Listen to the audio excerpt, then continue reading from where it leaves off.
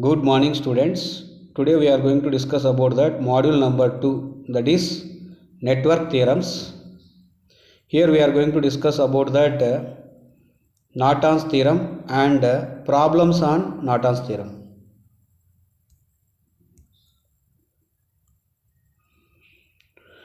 Okay, as we know that Norton's theorem. So first of all, why Norton's theorem?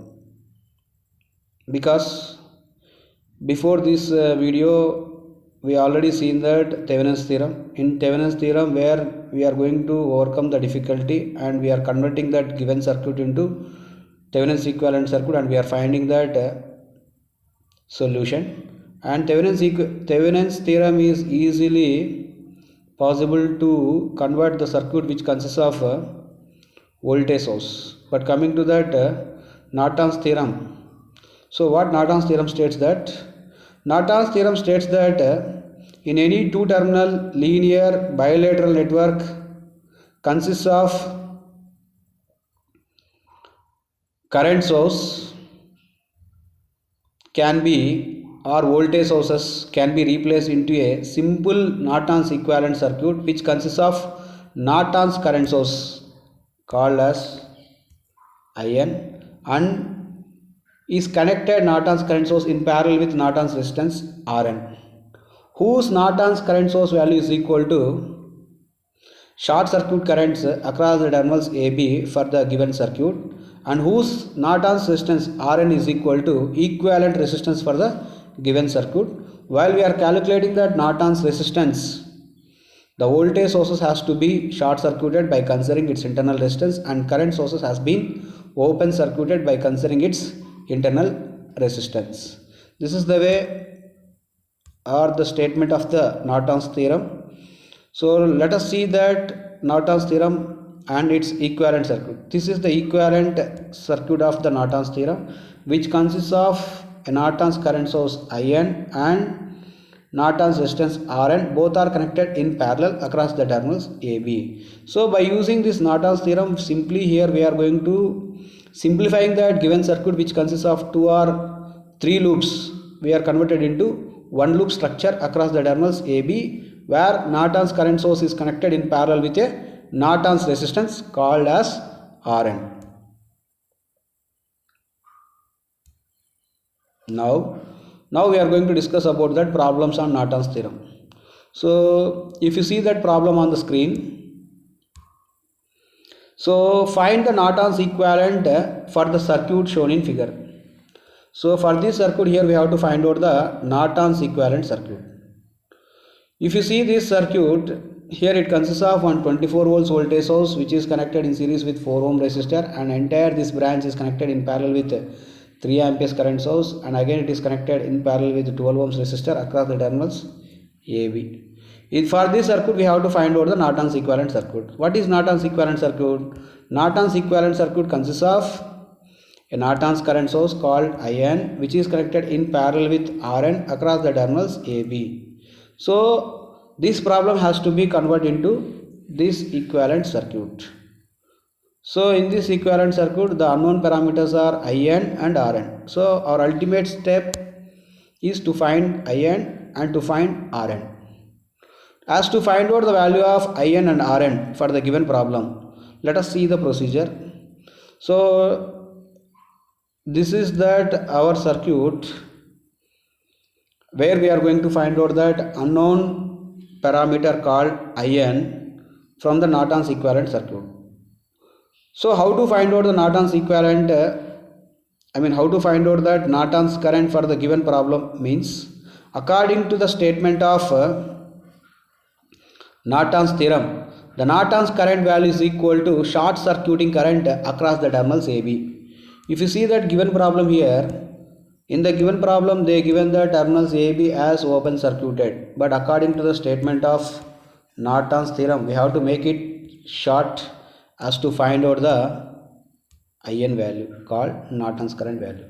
So for that purpose, in this figure the terminals A and B are short circuited, then the current which is flowing through this short circuiting path is called as short circuiting current, which is called as ISC. is also called as Norton's current. The short circuit current which is flowing through the terminals AB is called as Norton's current, called as IN. So how to find out IN at here? The aim to find out the IN, that is short circuiting current, ISC. How to find out that ISC here? How to find out that ISC here? It is, in this circuit, if you closely observe the branches, here one branch having the 24 voltage source which is connected in series with 4 ohm resistor, and one more 3 amperes current source is there, and another 12 ohms is there, and now there is a short circuit path across the terminals AB is there.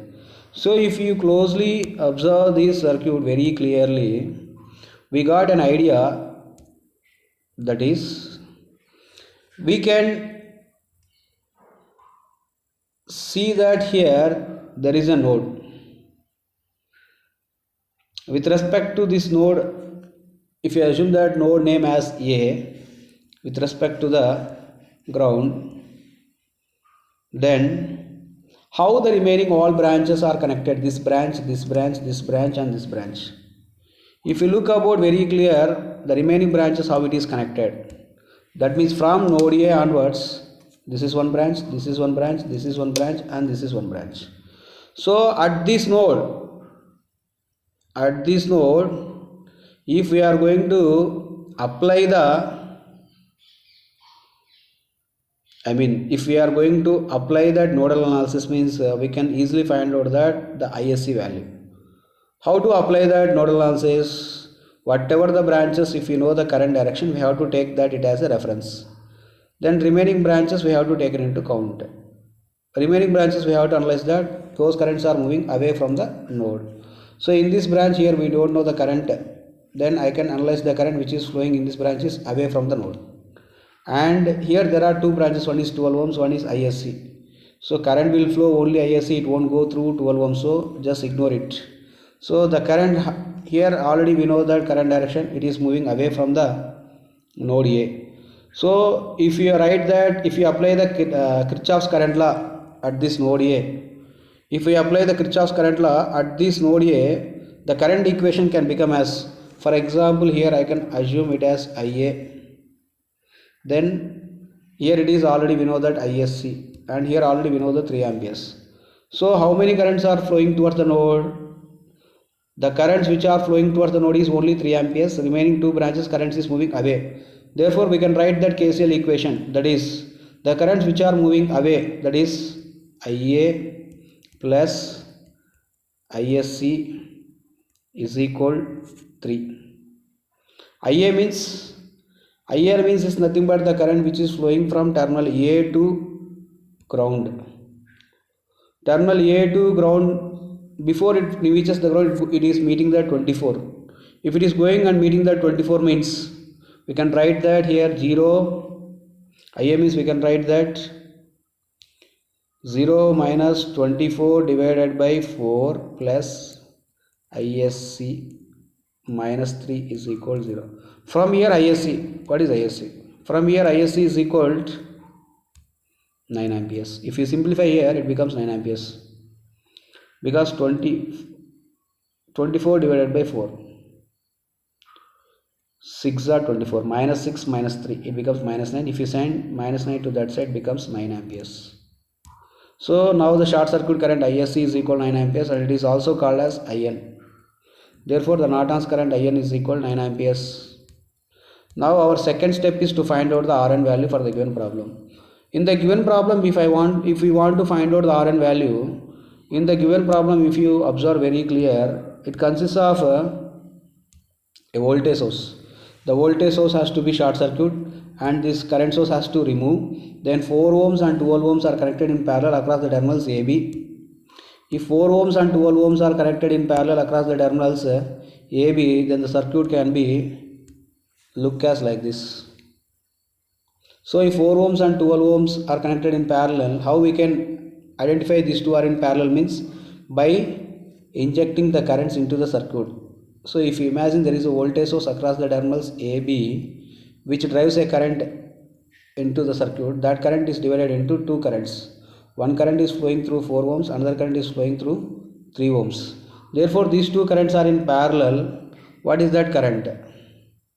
What is the R1 value here? The value of Rn here it is, if these two are in parallel means 4 is in parallel with 12 means 4 into 12 by 4 plus 12. 4 into 12 divided by 4 plus 12 means 48 divided by 16. 16 3 is the 48 and it is equal to 3 ohms. So therefore the Rn value here it is 3 ohms and short circuit current In value is equal to 9 amperes. So this is the way and method to find out that the Norton's equivalent circuit, which consists of Norton's current source and Norton's resistance. Norton's current is equal to 9 amperes here and Norton's resistance is equal to 3 ohms across the terminals AB. Thank you.